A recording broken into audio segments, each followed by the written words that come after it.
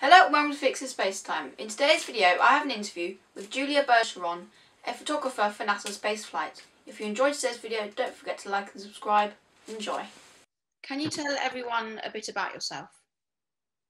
Well, my name's Julia Bergeron, and in the space community, most people know me as a photographer for NASA spaceflight or perhaps as a fleet chaser. Outside of social media, well, I'm a mom of one daughter, and I live here on the Florida Space Coast. When I'm not doing space things, I have a pretty much everyday full-time job, and I volunteer with the Coast Guard Auxiliary, and I also volunteer at the museum. So, although you can kind of tell by my social media feed, I'm pretty much a lot about space. All right, okay, cool. How did you become a part of NASA spaceflight? Well, I moved to the Space Coast area. It's almost 6 years ago now, and before, you would think I would have, knowing how much I was a fan as a kid, but we hadn't come down to Florida. So I was on social media and started looking at Twitter and realized, wow, there's some pretty talented people down here. And I had been doing photography in my past, obviously not on rockets, but I first started following Chris Bergen, and then Chris Gebhardt. Saw a lot of the talented work that the people were doing. And once I started kind of chasing the fleet, it was still really unique. Not a lot of people knew when they were coming because we don't get notifications. So I kind of learned how to track the ships, and that made me, I remember the first time Chris Bergen retweeted me, and I was like, oh, that's kind of exciting. Somebody who I look up to for, news that I can trust of what's going on in my area, when are the rocket launches. And from there, it just kind of became a behind the scenes thing because I was a volunteer at the museum. Being media is a little tricky, but an opportunity came up, and they offered me a spot to be a photographer, which was pretty cool. Wow. What could you go into a bit more about what you do at NASA spaceflight? Well, when I was brought on as a contributor, it was before COVID. So a lot of what I actually was focused on was what was going on with the SpaceX fleet and what does that look like for recovery? Because you see, NASA spaceflight had a lot of photographers, and many of them would travel to the area. So that was my thing. It was fun for me to make videos, get out a little bit wider audience on how the fleet operates, or at least how I thought the fleet operates. And I turned out to be pretty close. And I would start doing the live streams with Chris Gebhardt for launches, and that was really fun for me. But then COVID started, and I became more of a photographer, and that was a little terrifying to be the only photographer, because I was also really new at it. When it comes to things like remote setup, that was kind of terrifying for me, until we brought on my colleague and friend Steve. And then that was another person who could go out that I knew had a little bit more experience under his belt. So now, yeah, I do live streams. Occasionally I'll do a video. You don't see me very much on Starship. I'm going to tell you something. I don't know as much about Starship as I probably should. But I do keep up with it because we always have the dailies. And I was following Mark II. So when we had some construction here, I was kind of sort of like Mary, but on the Space Coast. Oh, okay, wow. You do quite a lot then. This is a question from Darlene CT on Twitter. If you had an opportunity to ask Elon Musk just one question, what would you ask him and why? Wow.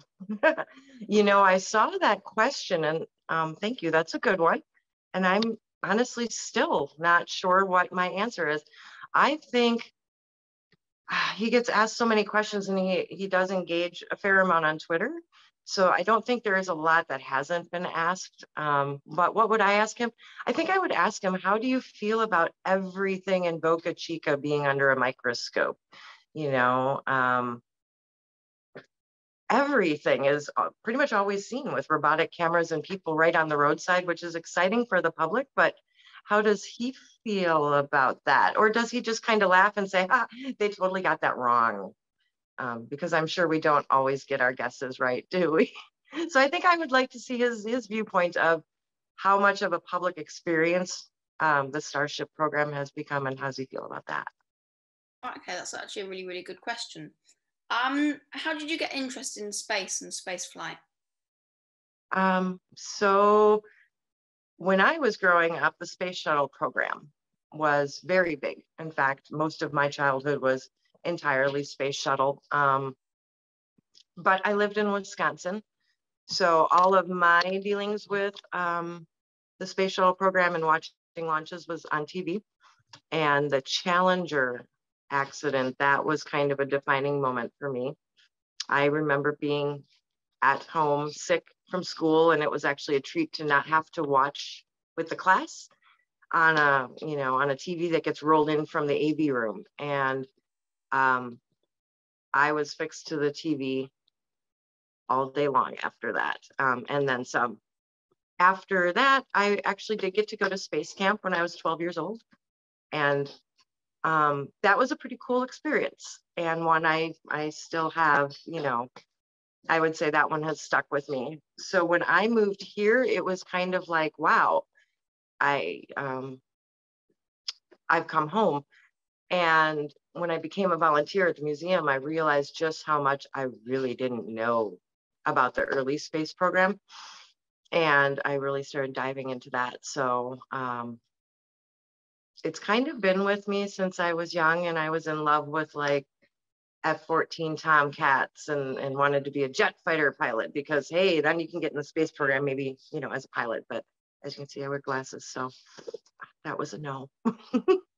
Who are your role models and inspirations? Well, growing up, my role models were Sally Ride. Ooh, kitty. My role models were Sally Ride and Krista McAuliffe. Now, as an adult, like I said, I learned a lot more about the early space program. So Katherine Johnson, Poppy Northcutt, I don't know, a lot of people may be following her on Twitter, but she had a very active role in the early part of the space program with Apollo and orbital trajectories. And now she's an activist. So using your voice and not being afraid to speak up, I think is what Poppy has really taught me. Oh, okay, wow. What is the most special moment you had while chasing the space fleet? Oh my goodness. The most special moment. I could tell you my most recent one was when the Inspiration 4 crew came home. Actually, I would say that whole mission, that was really special. First, because it was the first mission I got to cover as media that was a crewed mission. And it was a very unique mission to top it all off. And while we were doing our live stream, we raised $130,000. And I still don't know to this day how in the world we did that. But as a team and our community, which is amazing, we got to contribute $130,000 to St. Jude. So that launch night was incredibly emotional. And then to end it all, I mean, I got to see the booster come back. And then the capsule, it splashed down for the first time off of our coast. So standing with a group of people out on Jetty Park, hoping we would see it come down, which a couple people caught it, just like literally 2 people caught it. We didn't catch it, but we did hear it. And everybody started cheering, and we knew they were home. So it was really special to see that from the launch all the way through them splashing down and experiencing that as a community. I'd say that's probably my most special one right now. Oh, okay. Hopefully there's many more to come soon. What's your plans for the future? Well, that's a little complicated. So I've recently decided that I want to get out of my everyday career, which is retail.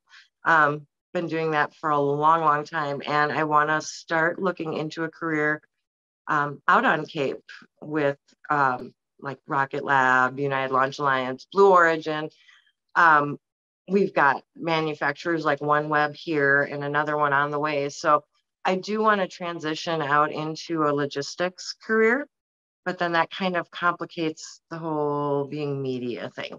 But then I get to be a part of actually launching, you know, potentially humans into space. My long-term goal, though, is still to be able to share space with everyone, because if I can't do media, then I will be able to focus a little bit more on doing outreach. And what I do is called Space Coast Launch Ambassadors. And it's really all just about sharing that launch experience. And if you're, let's say you come here to visit and you have no clue where in the world to go watch a launch, and what that's going to be like, I can help you find a spot that will suit your needs, whether you want to spend a lot of money or you just want to be like the locals and stand on the coast in it. So my role in media, I'll be doing outreach and I'll still be out there and I'll still be sharing pictures. All right. Okay. Wow. That's all the questions I've got for you today. Thank you so much for coming on here for an interview. It's really it was really good talking to you, and you had some brilliant answers to my questions. Well, I really enjoyed speaking to you, Felix. Thanks so much for having me. No problem. And thank you so much. And I hope you have a good rest of your day. You too. Bye. Bye. Thanks for watching. If you enjoyed today's video, don't forget to like and subscribe. Bye.